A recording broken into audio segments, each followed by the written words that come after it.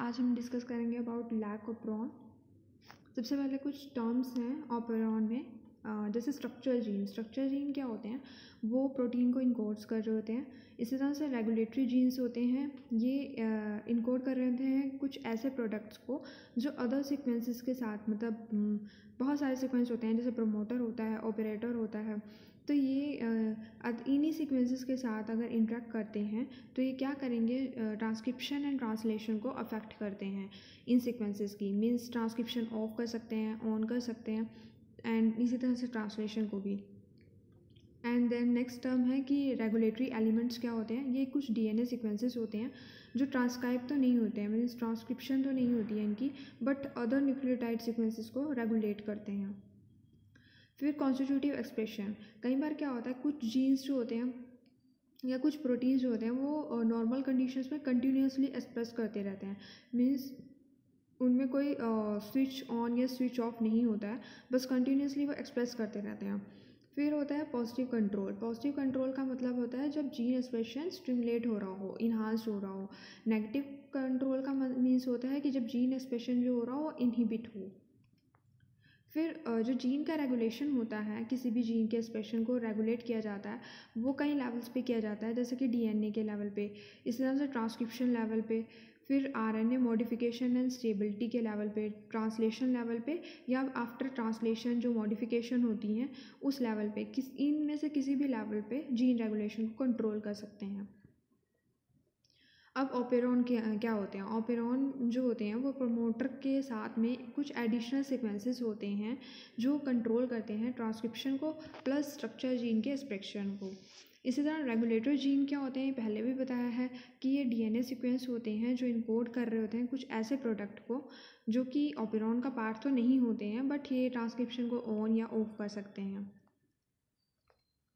Inducible operon क्या होते हैं, जो जिनमें ट्रांसक्रिप्शन जो होती है वो यूजली ऑफ ही रहती है और उनको ऑन करना पड़ता है, तो वो होते हैं इंड्यूसिबल ऑपेरॉन। और रिप्रेसिबल ऑपेरॉन क्या होते हैं, जिनमें ट्रांसक्रिप्शन ऑन रहती है नॉर्मली, बट उनको ऑफ करने की ज़रूरत पड़ती है। फिर होता है नेगेटिव इंड्यूसिबल ऑपेरॉन। यहाँ पे जो कंट्रोल होगा ऑपरेटर साइड पे वो नेगेटिव होगा। मीन्स जब भी कोई मॉलिक्यूल ऑपरेटर से बाइंड करेगा तो ट्रांसक्रिप्शन इनहिबिट हो जाएगी।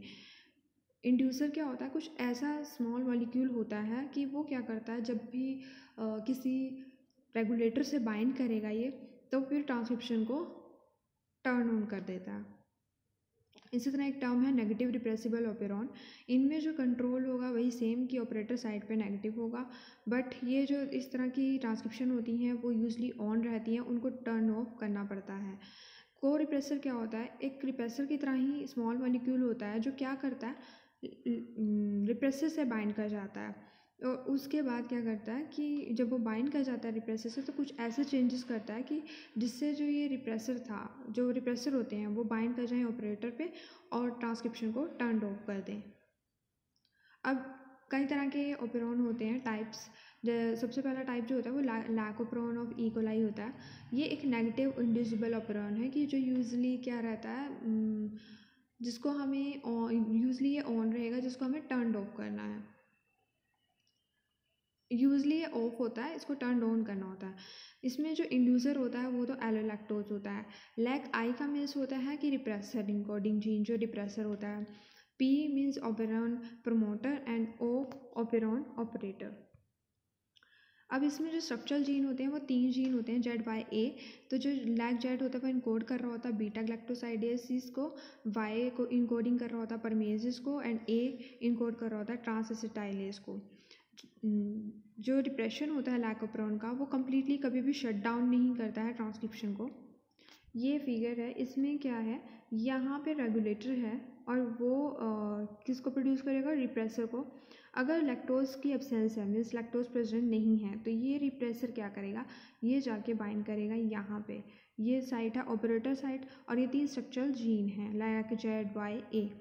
तो क्या होगा, अगर लैक्टोज नहीं है, लैक्टोज क्या है, एक शुगर है, अगर ये नहीं है तो जो रिप्रेसर प्रोटीन है वो ऑपरेटर से बाइंड करेंगे, उसमें कुछ ऐसे चेंज कर देंगे कि आगे फर्दर ट्रांसक्रिप्शन नहीं होगी, मीन्स इन जीन का एक्सप्रेशन नहीं होगा। तो ये तो केस होता है कि जब आपका लैक्टोज ना हो। नेक्स्ट होता है कि अगर लैक्टोज प्रेजेंट है तब क्या होगा।